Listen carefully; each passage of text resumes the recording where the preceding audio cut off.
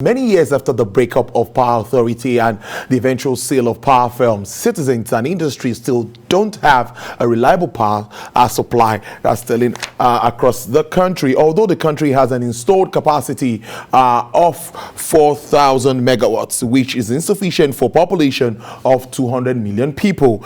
In recent weeks, Nigeria suffered an extensive power outage as 18 power plants accounting for most of the country's electricity the country generates had faced operational problems due to gas constraints.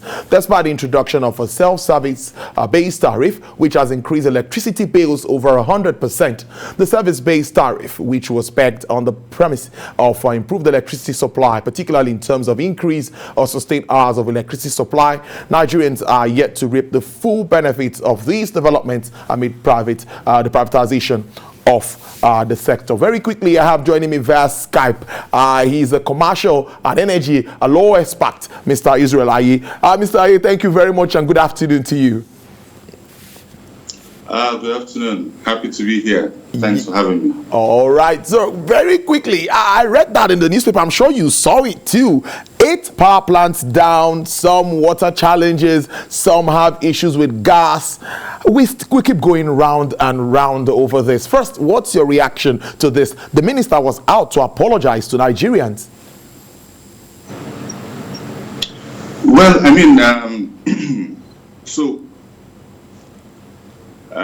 without getting into the nitty-gritty as to what happened, whether indeed those power plants were down or what was down, the net effect, and it's not a function of what you read, but it's actually a function of what, the average Nigerian lives, in terms of the fact that we tend to have this grid collapse from time to time, and then people don't get power. But again, I mean, a part of the problem, as far as I'm concerned, is what you mentioned earlier. What is in fact the deployable capacity? Because again, when you talk about installed capacity, the generating capacity is definitely above 4,000 megawatts. In fact, generating capacity is somewhere around 12,000 megawatts. The transmission capacity, the installed transmission capacity, is around 7,000 megawatts.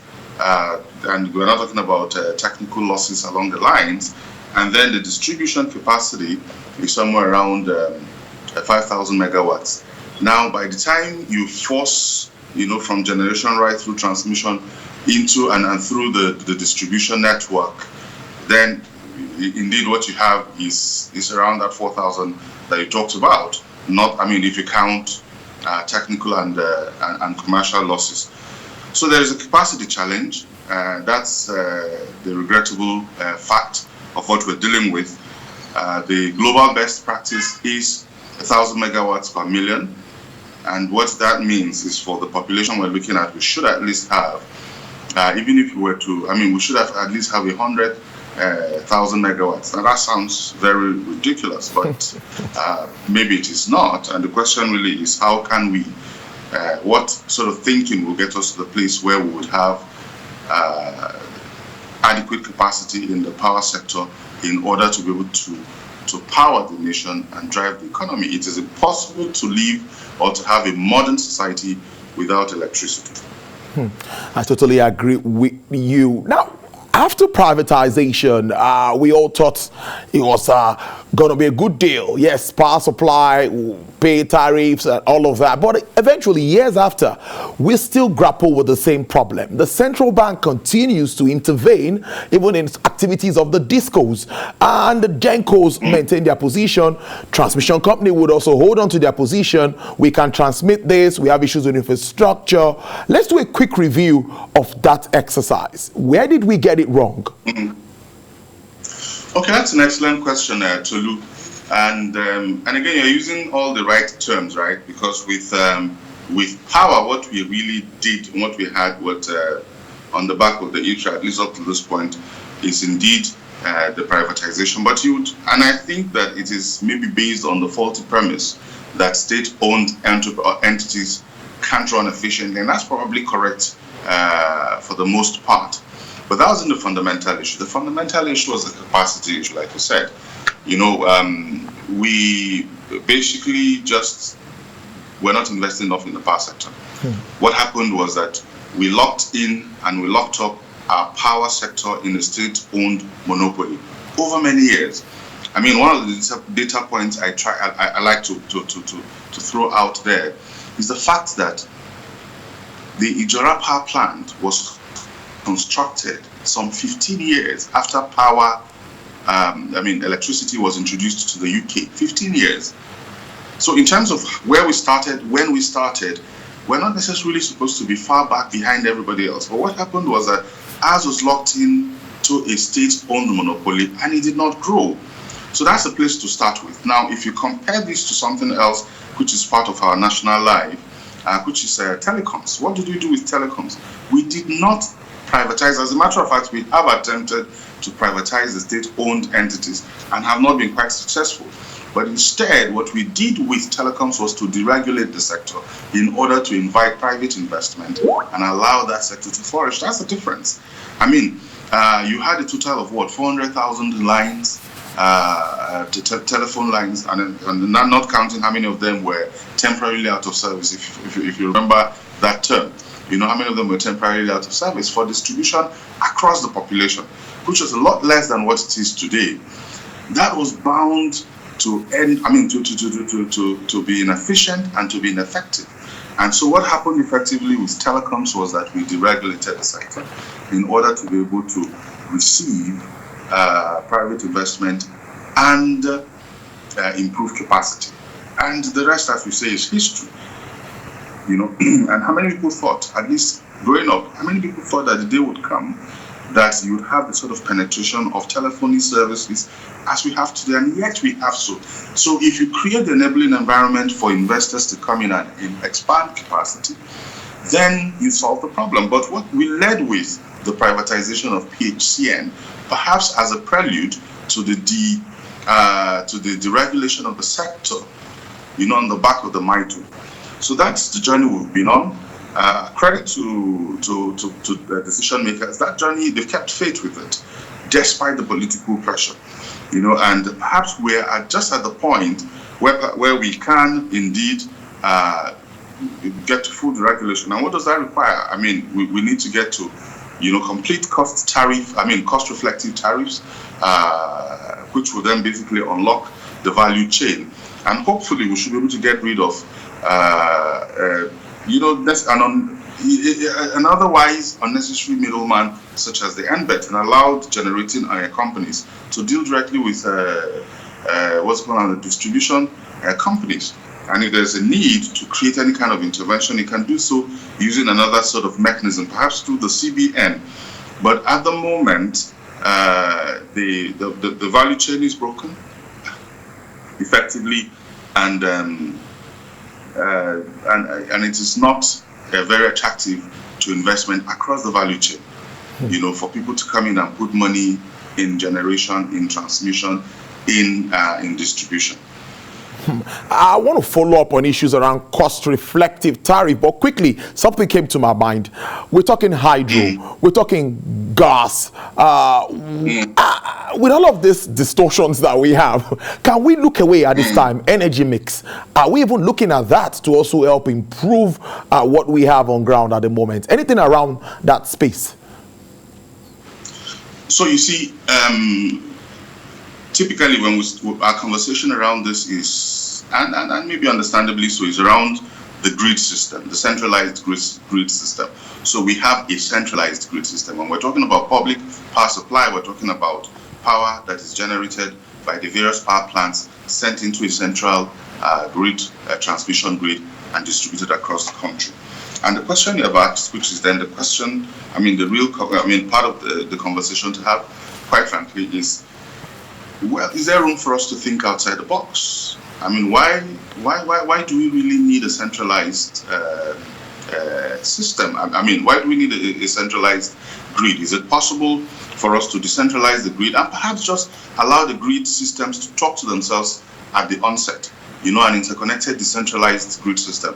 And this is a position that my dear friend Joe I've heard articulate very eloquently, and I agree with him that we can look at the possibility of decentralizing the entire grid system and across the value chain. So promote perhaps generation of power using the fuel that is local to the place. I mean, why do we need to transmit gas from one region of the country to another region of the country in order to be able to generate? I mean, that's very inefficient.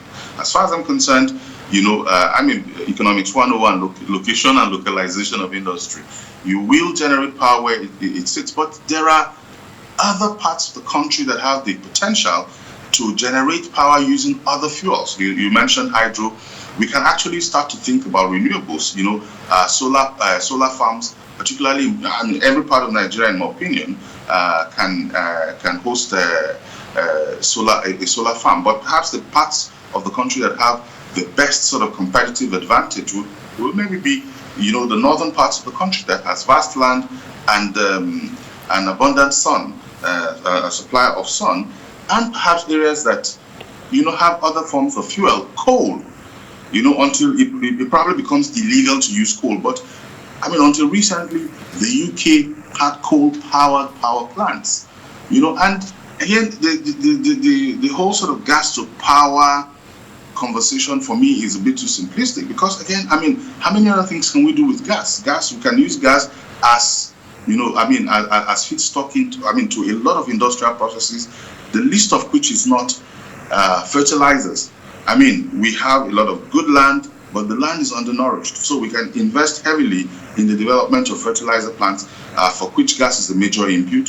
So it is not true, or perhaps not correct, that we have to send all our gas to power. There is a possibility that we can create, a decentralized grid system, a decentralized grid system that allows for generation right through transmission and distribution to happen, perhaps regionally, or at least in some sort of local sense, and allow them to talk to themselves in the event that there's a collapse in one, and perhaps you can then you can then borrow excess supply in some other parts. So indeed, there is room for us to think outside of the box, but that's where we are at the moment. And of course, one of the things that happened at the point when we were, and this is a thinking that is based on the centralized grid system, the paradigm of the centralized grid system, is that we essentially partitioned most of the country to distribution companies. And that's a sensible thing to do if you're looking at it from the point of view of, one transmission system. For ease of administration, they should in fact do so. But if you're looking at perhaps what is more efficient, perhaps we should just allow we should allow a bit more open play and competition. If you had a situation perhaps where you say the region of this country was MTN, the region of this country was Glo, a region of this country was Airtel, you probably will have those inefficiencies. And I'm talking about off-grid production and embedded power. Those, even though there is not a direct constraint to power produced in that way to augment what is supplied to the people, but those sort of call them franchises in themselves act as indirect constraints. And we need to think outside of the box. We need to look at the entire framework again, perhaps, and create an environment that incentivizes investment, which will lead to increase in capacity. Let's wrap up on this note. Nigerians want to talk a lot about metering, prepaid meters, and of course, billing. We'll talk about cost reflective tariff. And this goes as saying, no, we cannot afford this. We had MAP before now, the metering system. That's the metering, that was the first initiative. Now we have the free metering scheme, the one by the federal government. I think about 6 million meters ought to be rolled out through that system. Let's wrap up on billing and metering. Where are we? Where are we supposed to be? Well, Tolu, you hit the right points. Metering is a big issue. Effectively, the data that is out there is that the collection rate, in other words, the collection rate, or at least the percentage of what is being remitted to NBEX, which is the transmission, which is the bulk purchaser, sorry, not the transmission company. NBEX is the bulk purchaser. But, what is being remitted to NBET is somewhere around 30%, and so anywhere, so approximately 70% of losses. We're incurring about 70% of losses to technical losses and to commercial losses. And at the root of commercial losses, a big root of commercial losses is inadequate metering. Again, it just goes back to the very fundamental truth that what you can't measure, you can't control. So, indeed, if we're going to, I'm talking within even the centralized grid system, if we're going to get anywhere close to recovering enough, revenues and remitting those way back to the generation companies. I mean, just put yourself in the position of the generating companies. You're getting approximately 30% of what you put out, with the exception of those times when NBET or the federal government through NBET, bails you out. So what it means is that your cash flow is constrained. You can't maintain equipment at the time you're supposed to maintain them. You can't, upgrade your equipment. You probably can't expand. And there's definitely no incentive for new players to come on board and to invest in that space. So the revenue model flows, from the, from the collection center right back to generation. And very critical at this to this is definitely metering.